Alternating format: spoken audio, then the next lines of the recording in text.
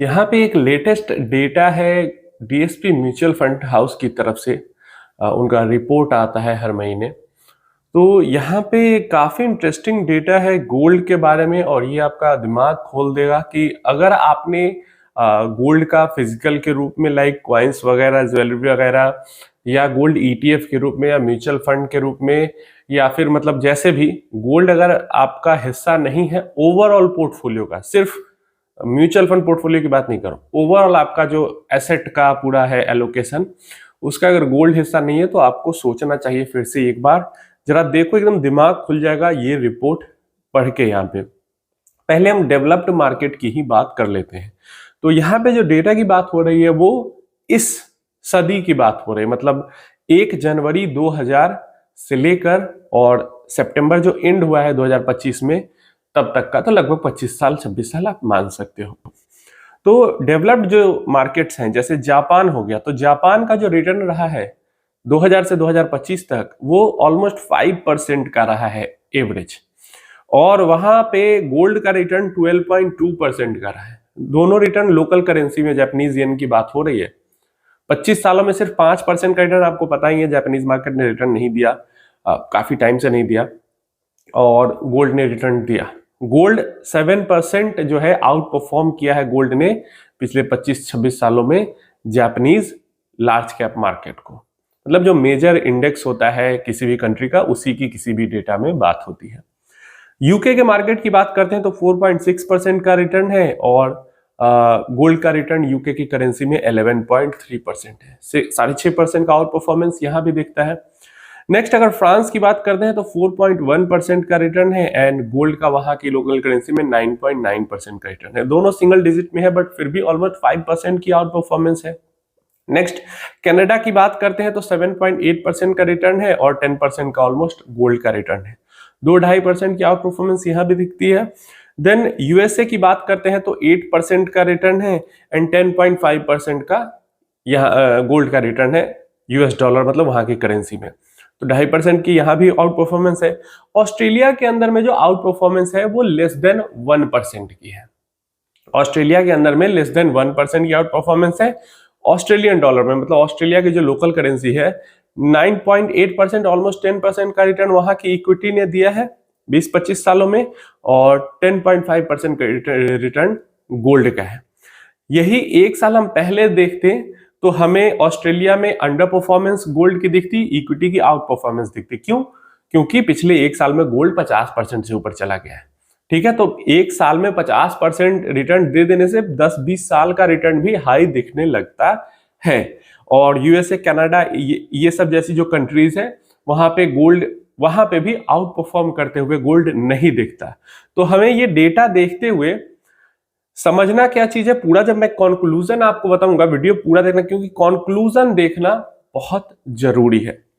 Next यहाँ पे हमने देखा कि एक साल पहले तक हम देखते तो हमें कनाडा, यूएसए, ऑस्ट्रेलिया, ये सब के अंदर इक्विटी आउट परफॉर्म करते हुए दिखता। अभी हमें गोल्ड आउट परफॉर्म करते हुए थोड़ा बहुत ही लेकिन दिखता है।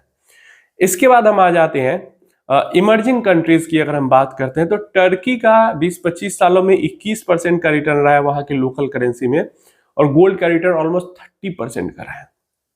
अर्जेंटीना की बात करते हैं तो 37% के अप्रॉक्स इक्विटी का रिटर्न रहा है, एंड 46% का गोल्ड का रिटर्न रहा है। तो दोनों जगह पे ऑलमोस्ट 9% का आउट परफॉर्मेंस गोल्ड का रहा है वहां की लोकल करेंसीज में। ब्राजील 8.7% इक्विटी, एंड गोल्ड वहां पे 15.2% का रिटर्न है, ऑलमोस्ट दुगना। तो यहां पे भी गोल्ड आउट परफॉर्म करता हुआ दिख रहा है। सब जगह पे हम लोकल करेंसी की ही बात कर रहे हैं।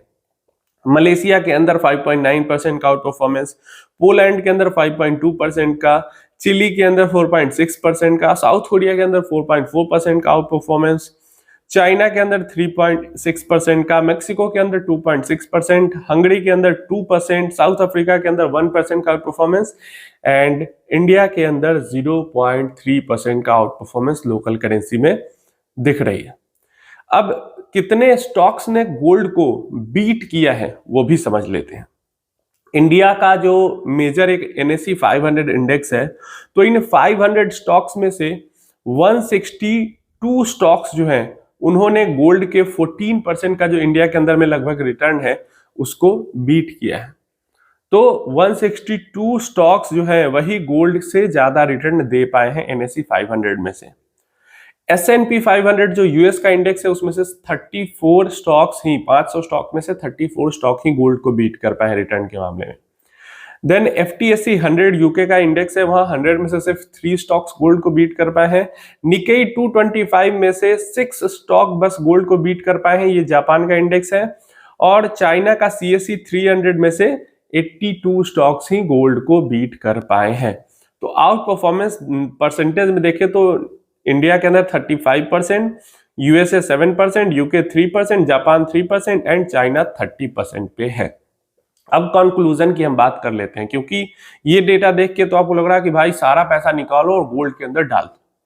तो देखिए ऐसा नहीं है। पहले ही मैंने बताया कि ज्वेलरी हो, क्वाइंस हो, बार्स हो, ETF हो, म्यूचुअल फंड हो, डिजिटल गोल्ड खरीदना तो मुझे सबसे ही ज्यादा बेकार लगता है, लेकिन मान लो आप वो भी खरीद रहे हो तो किसी न किसी रूप में गोल्ड आपके पोर्टफोलियो का एक हिस्सा होना चाहिए। क्यों? ऑलमोस्ट 15-20%, क्योंकि वो आपको ये जापान, यूके, फ्रांस जैसी रिस्क से बचाता है कि 20-25 सालों तक अगर मार्केट इक्विटी में रिटर्न नहीं बनता, लार्ज कैप की ही बात करते हैं, अगर रिटर्न नहीं बनता तो वहां पे गोल्ड हमें कम से कम 10% के 9% के आसपास रिटर्न देता हुआ दिख रहा है लोकल करेंसीज में भी वहां के। तो ये रिस्क से गोल्ड हमें बचाता है।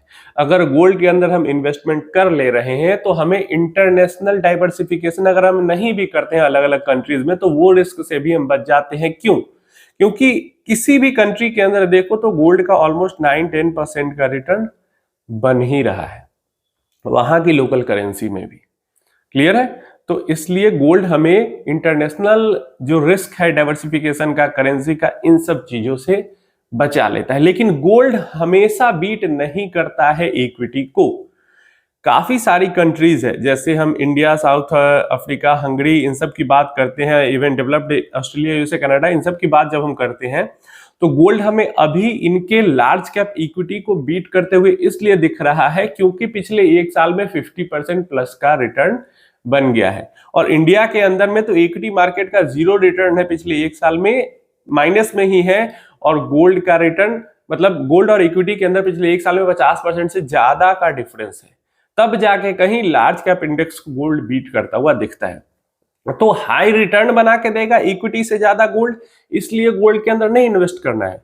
रिटर्न तो लॉन्ग टर्म में इक्विटी ही गोल्ड से ज्यादा बना के हमें देगी, लेकिन गोल्ड हमें रिस्क से बचाता है। गोल्ड एक तरीके से हमारा इंश्योरेंस है, इसलिए एक हिस्सा ओवरऑल पोर्टफोलियो का, सिर्फ हमारे ब्रोकर के अंदर जो पोर्टफोलियो है उसी का हिस्सा होना जरूरी नहीं है, ओवरऑल पोर्टफोलियो का, जिसमें आपकी ज्वेलरी भी आ जाती है, आपके गोल्ड सिल्वर कॉइन्स भी आ जाते हैं, गोल्ड बार्स भी आ जाते हैं, आपका ETF, म्यूचुअल फंड, सब कुछ आ जाता है।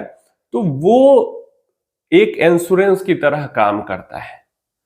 बता दिया मैंने कि वो जापान, यूके, फ्रांस जैसी जो रिस्क है उससे बचाता है।